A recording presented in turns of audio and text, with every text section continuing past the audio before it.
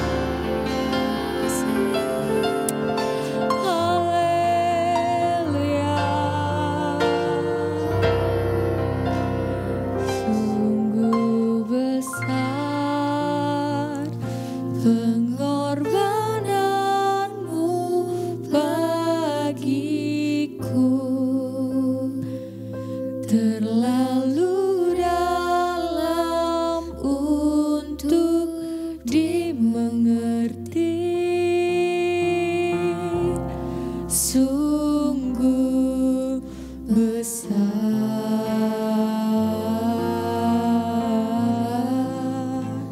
sungguh indah yang kau pikirkan tentangku, tak terselami bagiku.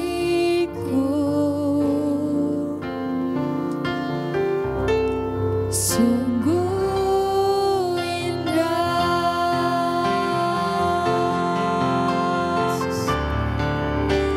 sungguh besar pengorbananmu bagiku,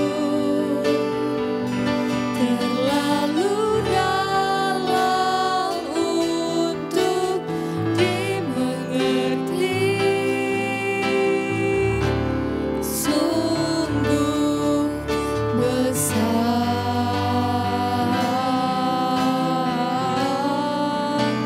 sungguh indah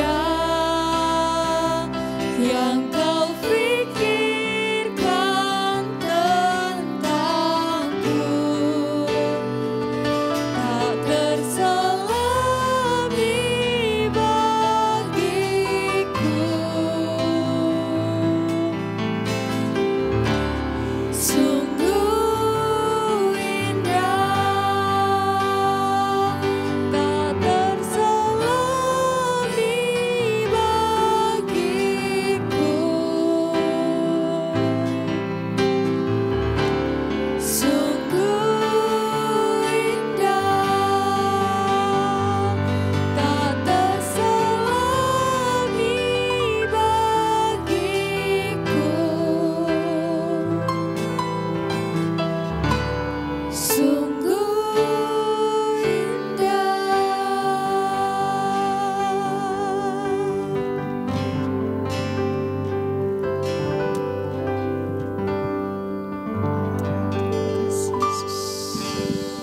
Tuhan, terima kasih atas berkat-Mu pada sore malam hari ini. Tuhan telah mengizinkan kami, memberi kesempatan kepada kami untuk mengikuti ibadah GOGC online saat ini. Tuhan, terima kasih Tuhan Yesus.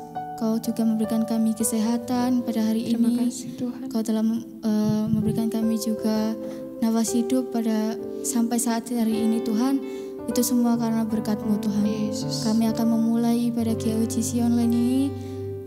Kiranya kami serahkan ibadah ini dari awal, pertengahan, hingga akhirnya Tuhan. Dalam nama Tuhan Yesus, haleluya, amin. Amin. Sekali lagi shalom teman-teman. Shalom. Iya, pujian tadi mengatakan sungguh besar pengorbanan Tuhan dalam hidup kita. Terus bersyukur gimana pun keadaan teman-teman saat ini, Tuhan masih baik dalam kehidupan teman-teman.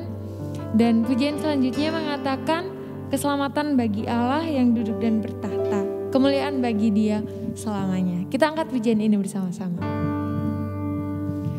Keselamatan dari Allah yang duduk dan bertahta, kami naikkan pada Anak Domba. Pujian dan kekuatan, hormat dan kekuasaan, kemuliaan bagi Dia selamanya.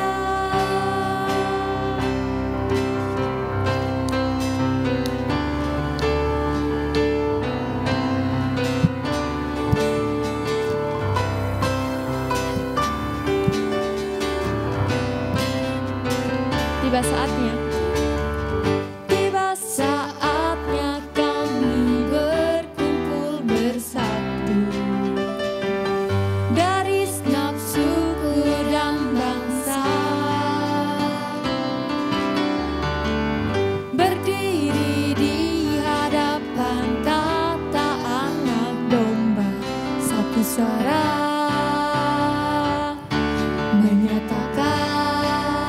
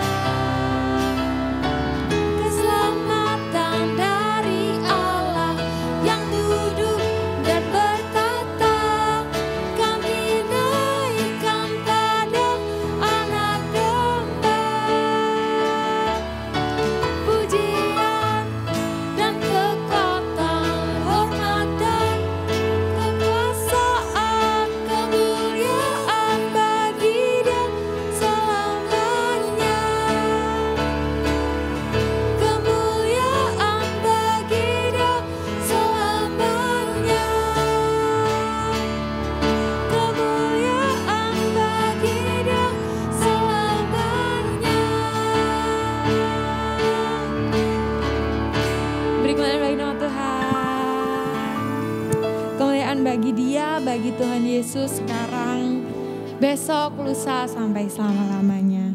Sebentar kita akan mendengarkan firman Tuhan. Kita siapkan hati kita untuk mendengarkan firman Tuhan. Kita angkat pujian. Aku percaya janji-Mu Tuhan.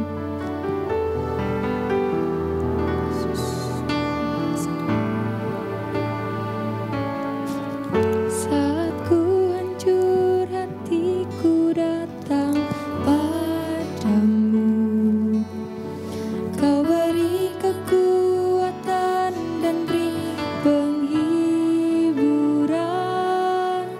Saat tak seorang pun dapat ku andalkan. Kau yang memberi jalan, Kau yang menuntunku. Saat ku tak mengerti dalam hidup ini, namun firman-Mu selalu menerangiku. Engkau yang buatku kuat lewati semua. Engkau pertolonganku, tempat harapanku. Tuhan, ku percaya janji-Mu dalam hidupku.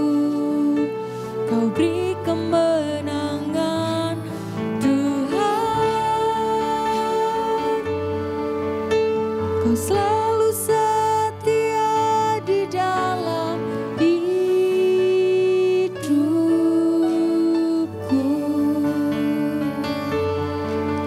Kau berharga bagiku, Kaulah jaminanku dalam Tuhan. Ku percaya janji-Mu dalam hidupku. Kau beri kemenangan, Tuhan. Kau selalu setia di dalam hidup. Kau berharga bagiku, Tuhan. Kau berharga bagiku. Kaulah jaminanku dalam hidupku. Kau berharga bagiku. Kaulah jaminanku dalam hidupku. Kau berharga bagiku. Kaulah jaminanku dalam hidupmu. Terima kasih Tuhan. Terima kasih Yesus. Berkat Tuhan. Kaulah jaminan dalam kehidupan kami Tuhan. Amin. Yesus. Kami percaya akan setiap janji-Mu dalam kehidupan kami Tuhan. Yesus. Ajar kami untuk selalu bersyukur kepada-Mu Tuhan. Ajar kami untuk selalu taat turut akan kehendak-Mu Tuhan. Terima kasih Kau telah memberkati pujian penyembahan kami dari awal sampai tiba saatnya kami akan mendengarkan firman-Mu ya Bapa. Kiranya Kau memberkati teman-teman yang akan mendengarkan firman-Mu ya Bapa. Kiranya Kau buka hati mereka, buka telinga, buka pikiran mereka, agar firman yang disampaikan oleh hamba-Mu dapat tersalurkan dalam kehidupan mereka ya Bapa. Kau juga memberkati hamba-Mu yang akan menyampaikan firman ya Bapa. Berbicaralah melalui hamba-Mu ya Bapa. Urapi hamba-Mu ini ya Bapa. Kau memberkati ibadah kami dari awal sampai pada akhirnya. Kami menyerahkan doa serta ucapan syukur kami hanya dalam nama Tuhan Yesus Kristus. Kami sudah berdoa dan mengucap syukur. Haleluya. Amin.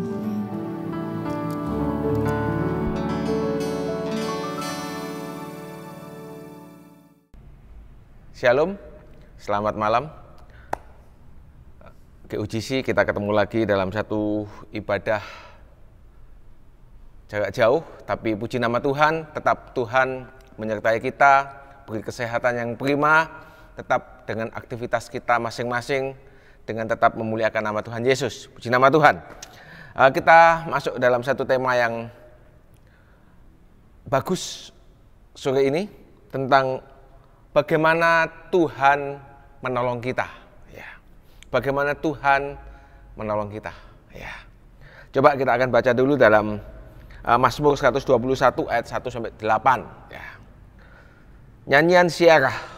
Aku melayangkan mataku ke gunung-gunung. Dari manakah akan datang pertolonganku? Pertolonganku ialah dari Tuhan yang menjadikan langit dan bumi. Ia takkan membiarkan kakiku goyah. Penjagamu tidak akan terlelap. Sesungguhnya tidak terlelap dan tidak tertidur penjaga Israel. Tuhanlah penjagamu, Tuhanlah naunganmu di sebelah tangan kananmu. Matahari tidak menyakiti engkau pada waktu siang atau bulan pada waktu malam. Tuhan akan menjaga engkau terhadap segala kecelakaan. Ia akan menjaga nyawamu. Tuhan akan menjaga keluar masukmu dari sekarang sampai selama-lamanya. Waduh, puji Tuhan. Ayat yang luar biasa.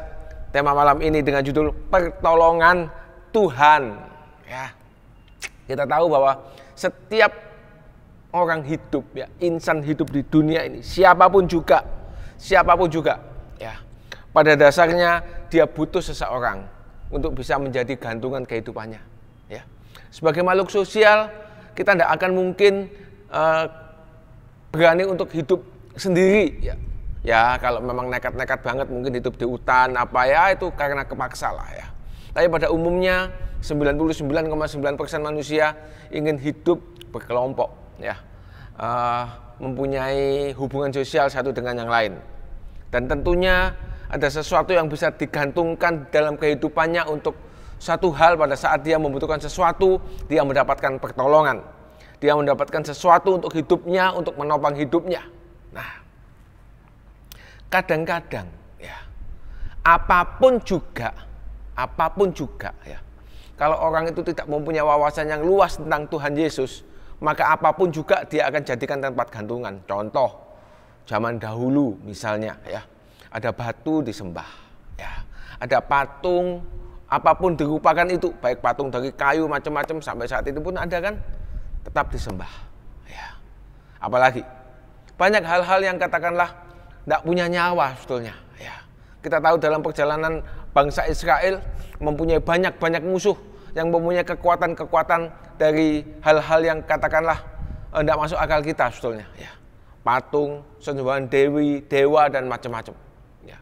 Dan kita tahu sebagai orang yang percaya Tuhan Yesus, ya, sebagai orang yang percaya Tuhan Yesus, hal ini sangat dibenci oleh dia. Ya. Tidak disukai oleh dia. Ya. Karena apa? Karena memang itu bukan masuk dalam cakupan wawasan pemikiran kita. Kita tahu bahwa pertolongan kita ya hanya satu-satunya dari Tuhan Yesus Kristus yang siap senantiasa untuk menolong kehidupan kita. Ya. Sebagai umat Kristen yang baik, ya banyak yang baik, banyak yang tidak baik ya. Tapi katakanlah mungkin yang punya wawasan aja lah. Kadang-kadang kita memperlakukan Tuhan itu hampir sama dengan dewa-dewa yang lain. Hampir sama dengan kepercayaan-kepercayaan yang lain. Ya. Kalau pas butuh tenanan, ya kita akan datang kepada dia, kita akan menyembah dia, kita bahkan mungkin katakanlah mungkin melakukan penyembahan, istilahnya gitu mungkin bahasa Jawanya bisa jengking dan sebagainya. Ya. Saya pernah dikasih video dari teman saya, penyembahan yang di daerah Tibet. Ya. Waduh, penyembahannya luar biasa. Tentu dengan Tuhan yang mereka percayai. Ya. Mereka menyembah itu dari berdiri, kemudian dia berlutut, kemudian dia delosor sampai wajahnya kena di lantai, kemudian dia bangun lagi pelan-pelan, dia berlutut lagi, kemudian dia berdiri lagi. Diulang-ulang, ya, diulang-ulang. Bukan hanya cuma 10 kali. Tapi tergantung dari mungkin kebutuhannya atau mungkin dengan apa yang dibutuhkan dia. Kalau itu sangat mendesak, sangat membutuhkan pertolongan yang luar biasa, dia akan ulang-ulang itu mungkin ratusan kali. Ya. Sampai segitunya ya, saudara sekalian. Nah, kita tahu bahwa kehidupan Kristiani kita tidak kepingin seperti itu. Tuhan juga tidak kepingin kita seperti itu. Ya. Tapi cukup dengan menyembah dia, datang kepada hadiratnya melalui doa-doa kita, cukup. Tapi kadang-kadang kita memperlakukan Tuhan, menyamakan Tuhan itu dengan sesuatu yang katakanlah kalau kita butuh datang, kalau enggak. Ada lagi yang mungkin karena kita menganggap bahwa Tuhan itu sesuatu yang besar, sesuatu yang begitu menakutkan, sesuatu yang begitu bisa memberi penghukuman kepada kita. Ya. Kalau salah sedikit kita akan dihukum sama dia. Salah sedikit lagi kita akan ada hal-hal yang negatif yang terjadi buat kehidupan kita. Seringkali kalau ini terjadi, maka kita merasa bahwa Tuhan itu sesuatu yang menakutkan, sesuatu yang harus diberi sesuatu yang harus diberi penyembahan dan sebagainya. Sebab kalau tidak begitu, maka pertolongan itu tidak akan datang. Wah, salah. Ya. Kalau kita punya wawasan yang seperti itu adalah salah besar. Ya. Tuhan kita adalah Tuhan yang sangat luar biasa, Tuhan yang begitu sempurna, Tuhan yang begitu mengasihi kita. Dia sudah memberikan semuanya bagi kehidupan kita. Ya.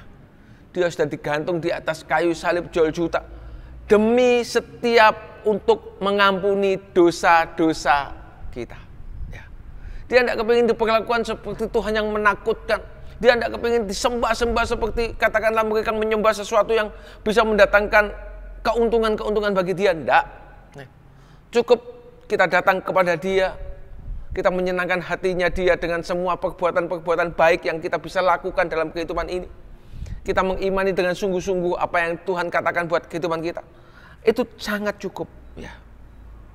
Kita tidak boleh mempunyai pandangan bahwa kalau tidak disembah tenanan, ya, kalau nggak didatangi dengan doa yang begitu ngotot, nanti pertolongan Tuhan tidak akan datang buat kehidupan kita. Salah, saudara. Ya. Jangan punya pemikiran yang seperti itu. Ya. Biarlah kita mempunyai pikiran bahwa pertolongan Tuhan itu, ya, kalaupun nanti satu saat sepertinya tidak datang buat kehidupan kita, atau suatu saat mungkin kita merasa bahwa, aku tidak ditolong sama Tuhan. Sudah sekian lama doa dinaikkan, tapi pertolongan tidak datang juga. Tidak masalah. Kita yakin dan percaya. Ya. Sebab dia sudah begitu mengasihi kita. Kalau dia sudah korbankan semuanya buat kehidupan kita, ya, apa yang tidak lagi buat kita? Apa yang tidak dia berikan buat kehidupan kita? Kalau sekedar memang itu kita membutuhkan pertolongan yang sungguh-sungguh dari dia, jangan khawatir. Dia pasti akan turun tangan menolong kita. Tapi kalau dia mempunyai pemikiran, kalau Tuhan mempunyai pemikiran, kalaupun itu dikasih sama kehidupan kita, maka kehidupan kita akan hancur.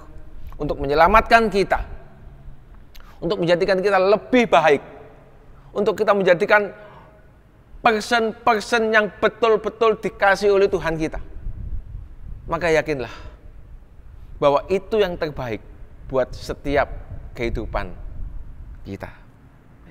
Kita harus yakin hal itu. Ya. Apa yang tidak buat kita. Ya. Tuhan sudah begitu baik, Tuhan sudah begitu luar biasa buat kehidupan kita.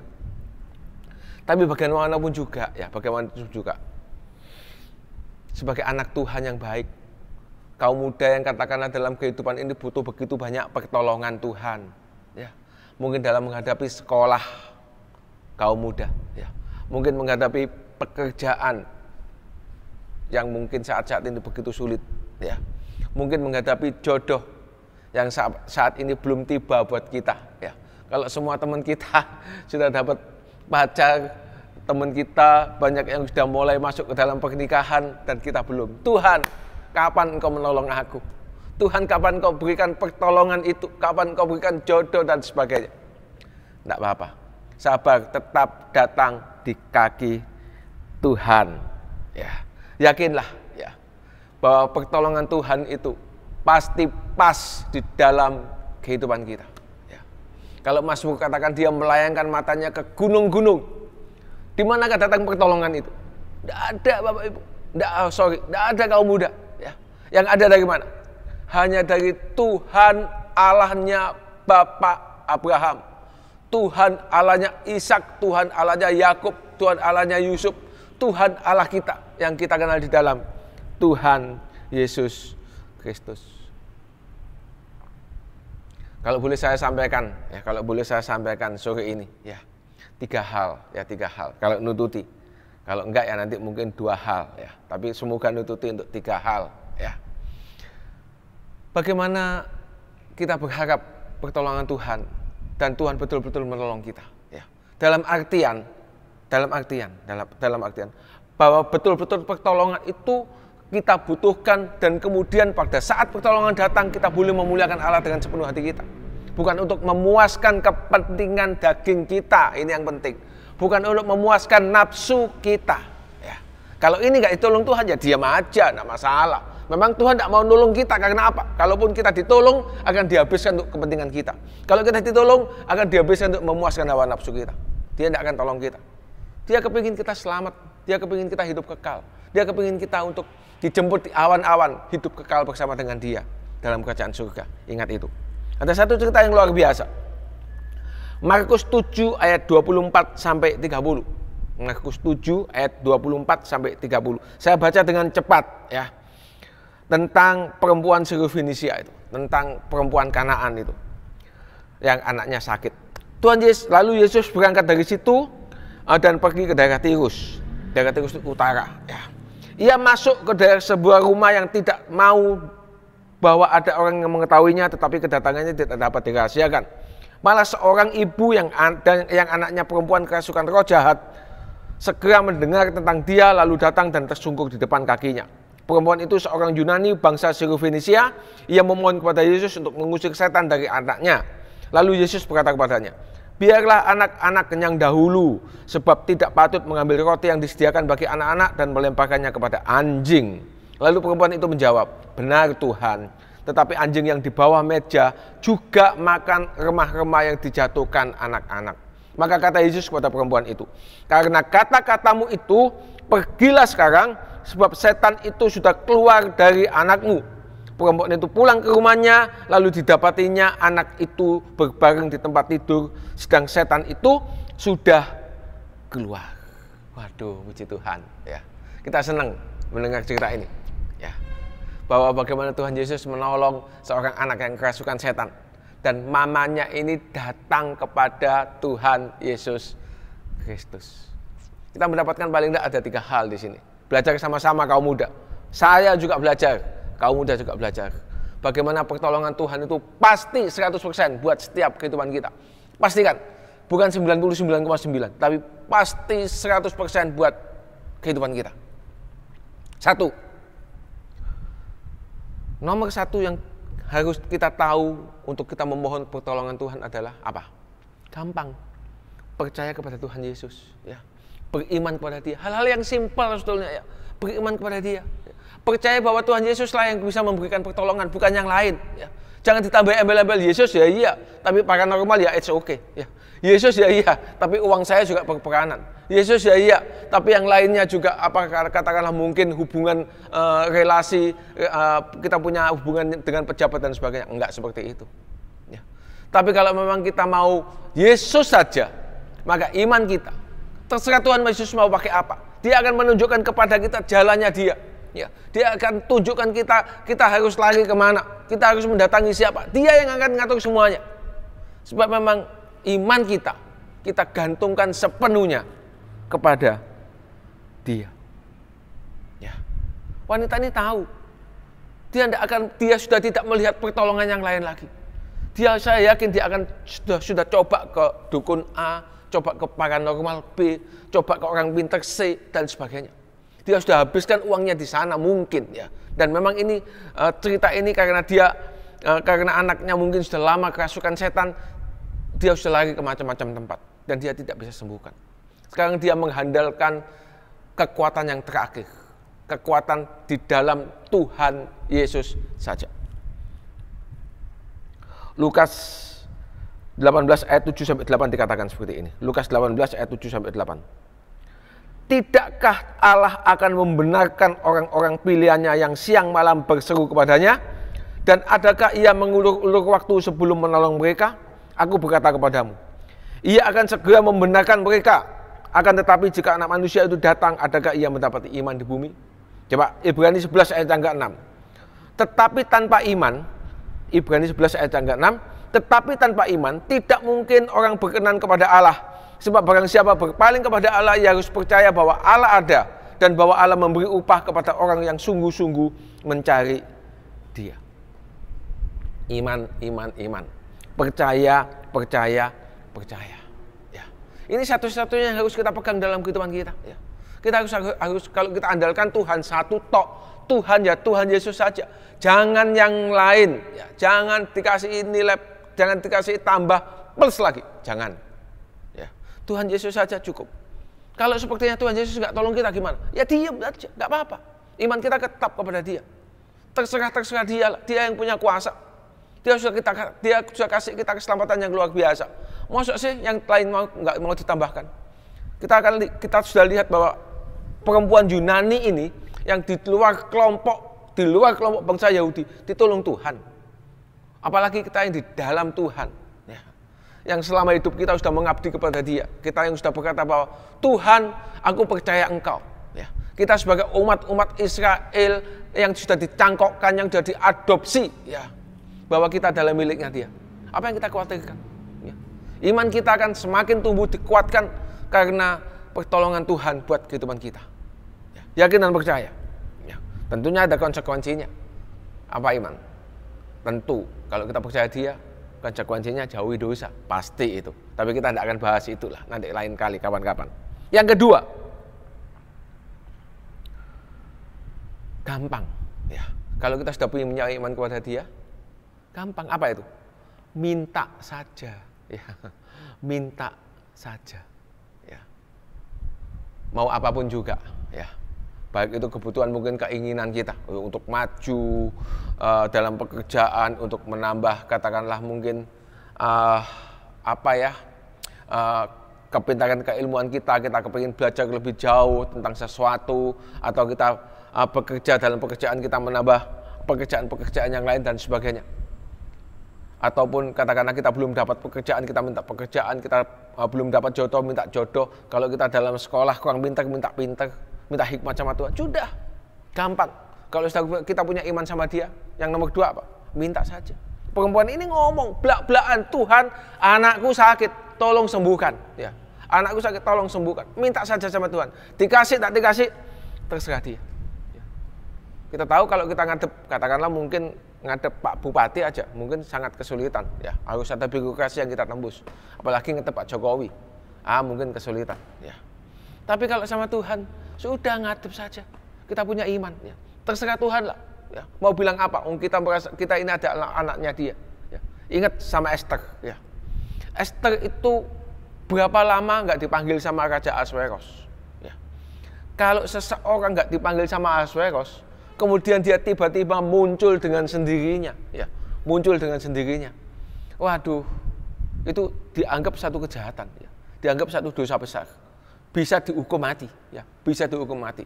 Kecuali memang raja itu berkenan, kemudian dia mungkin kasih tongkat kekuasaannya untuk diacungkan dan itu berarti dia aman. Ya. Sampai kayak gitunya untuk menghadap seorang raja. Ya. Sehingga Esther ini harus berpuasa 3 hari 3 malam, ya, untuk sampai dia berdoa, kalaupun aku harus mati, biarlah mati. Tapi untuk menolong bangsa Yahudi atau bangsa Israel yang saat itu sedang dalam keadaan kepepet, mau di bumi hanguskan, mau dibunuh sama siapa itu?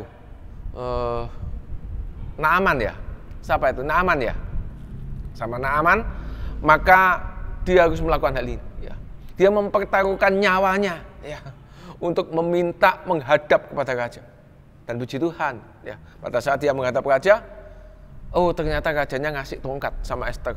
Kemudian dia ngomong, apa maumu Ratu Esther? Puji Tuhan. Sampai segitunya untuk menghadap seseorang begitu sulit. Ya, sampai puasa 3 hari 3 malam. Kalau sama Tuhan Yesus, aduh, saudara sekalian, terlalu mudah, terlalu gampang, terlalu sangat simpel untuk menghadap Dia. Ya. Satu, imani dengan sungguh-sungguh. Percaya kepada Dia, hanya berharap kepada Dia, jangan ditambahi apa-apa. Yang kedua, minta saja. Ya. Matius 7 ayat 7 dikatakan seperti ini.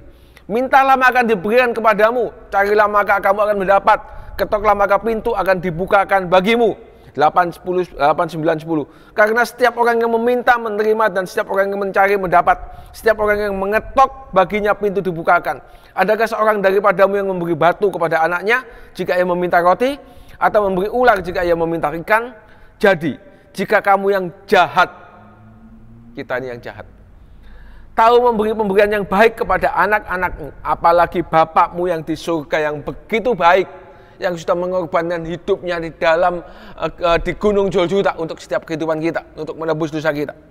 Ia akan memberikan yang baik kepada mereka yang meminta kepadanya. Kamu muda, sekarang lakukan dua hal ini. Dua hal yang sangat gampang, ya, sangat gampang. Apa itu? Percaya kepada Dia, minta kepada Dia. Yang ketiga, terakhir, apa itu? Ternyata ada sesuatu yang plus dari ibu ini, ya.